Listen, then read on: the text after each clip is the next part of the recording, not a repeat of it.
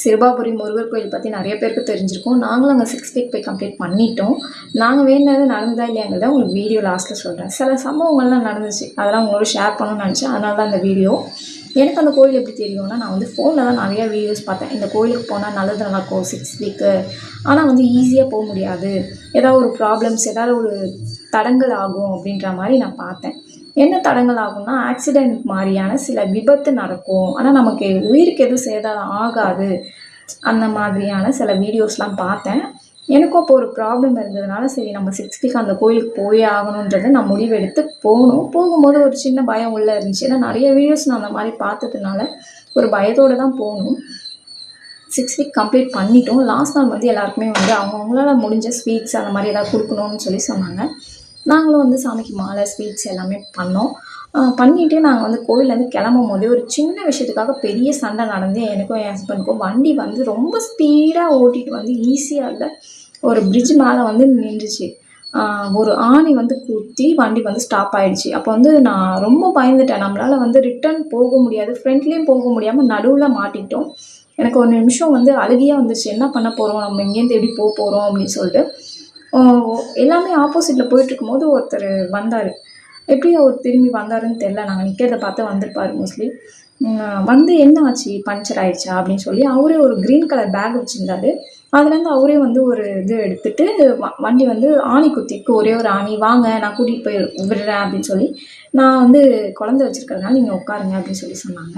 உங்கள் ஹஸ்பண்ட் பொறுமையாக வண்டி எடுத்துகிட்டு வருவாங்க, நீங்கள் உட்காருங்க, பயப்படாதீங்கன்னு சொன்னாங்க. யாருமே தெரியாத ஒரு ஆள் கூட நம்ம எப்படி போகிறது அப்படின்னு சொல்லி ரொம்பவே பயந்தேன். வேறு வழி நமக்கு கிடையாது, போய் தான் ஆகணுன்றதுனால நான் போனேன். பொறுமையாக தான், ரொம்ப பொறுமையாக ஒரு 1/2 hour அவர் கூட நான் ட்ராவல் பண்ணேன். அவரே வந்து மெக்கானிக் ஷாப் வந்து ஒரு பஞ்சர் தான் ஆயிருக்கு, நல்லா பண்ணி கொடுங்க அப்படின்னு சொல்லி கூடவே இருந்து எல்லாமே எங்களுக்கு முடிச்சு கொடுத்ததுக்கப்புறம் தான் கிளம்புனாரு. பார்த்து போங்க அப்படின்னு சொல்லி. அந்த ஒரு நிமிஷம் வந்து எனக்கு என்ன தோணுச்சுன்னா, முருகரே நமக்கு வந்து நேரில் வந்த மாதிரியான ஒரு ஃபீல் ஆயிடுச்சு. என் வீட்டு பக்கத்தில் இருக்க கோயிலுக்கு நான் வந்து ரெகுலராக எப்பயுமே என்ன ஒரு ஃபங்க்ஷனாக இருந்தாலும் முருகருக்கு நான் போயிடுவேன். அது காலையில் எத்தனை மணியாக இருந்தாலும், 4 மணியாக இருந்தாலும் சரி, 5 மணியாக இருந்தாலும் சரி, எவ்வளோ இருட்டாக இருந்தாலும் சரி, நான் வந்து நீ இருக்கப்பா, உனக்காக தான் நான் வரேன், உன்னை பார்க்கணுன்னு நான் வரேன், எனக்கு வந்து எதுவும் நடக்காது அப்படின்ட்டு ஒரு தைரியத்தோடு நான் வந்து காலையில் போவேன்.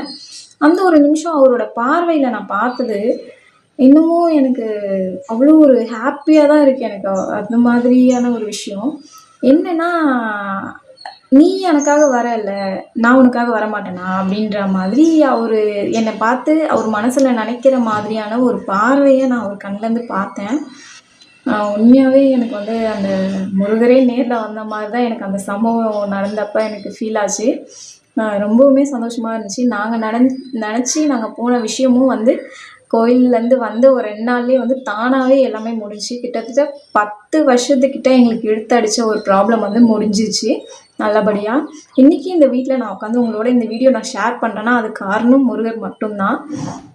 நீங்களும் சென்னைக்குள்ளே இருக்கீங்க அப்படின்னா கண்டிப்பாக சிறுபாபுரிக்கு போயிட்டு வாங்க.